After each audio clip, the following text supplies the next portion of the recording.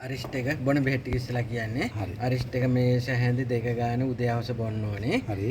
මේෂ හැඳි දෙක ගානේ. ඊට පස්සේ මේ ගුලි තියෙනවා මේවත් දෙක ගානේ උණු වතුරත් එක්ක උදේ හවස බොන්න ඕනේ. හරි. ඒ කැමරට පෙරපසු ගැටලුවක් නැහැ. හරි. කසායතක හතරක් තියෙනවා. හරි. එක පැකට් එකකට වතුර කෝප 8ක් දාන්න හරි. ඕනේ. 8 එකට හින්දලා ඒක වේල් 4ක් බොන්න ඕනේ. දවස් දෙකක් එක පැකට් එක. කාලා බොන්න තියෙන. ෆ්‍රිජ් එකේ දාලා තියාගත්තා උණු කරලා අරන් බොන්න තියෙන්නේ. ඒ බොන බෙහෙත් ටික. ඊට පස්සේ මේක තැවිල්ල මේකට දා ගන්න ඕන කොට්ට පොල් කෑල්ලක් පොඩි. කොච්චරක් කිලෝ පොඩි කෑල්ලක් මේ වගේ පොඩි කෑල්ලක් දාලා හොඳට මේ ඔක්කොම එකට කොටා ගන්න ඕන වාංගෙඩිය. කොටලා පොට්ටනේ දෙයක් හදා ගන්නවා. ඒක ස්ටීම් කරලා ඒකෙන් තමයි තවන්නේ. කොහෙද අමාරු තියෙන්නේ? මේ දනිස්සයි බෙල්ලයි. හරි උරේසයි දෙකම හොඳට මද රසෙන් තවනවා විනාඩි 10ක් 15ක්. පොට්ටනේ දෙක චේන්ජ් කරලා තවලා ඉවරලා අතනින් තෙල් ගන්න. තෙල් ගත්තද?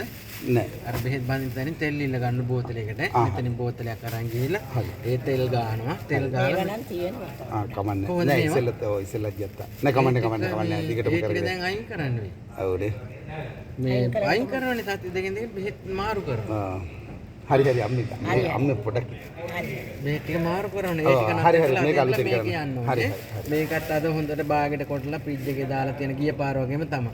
ඊට පස්සේ කෑමට ගන්න පොල් ටිකක් කර හොඳට දාලා ආයිසරයක් හොඳට කොටලා තලතලින් මරලා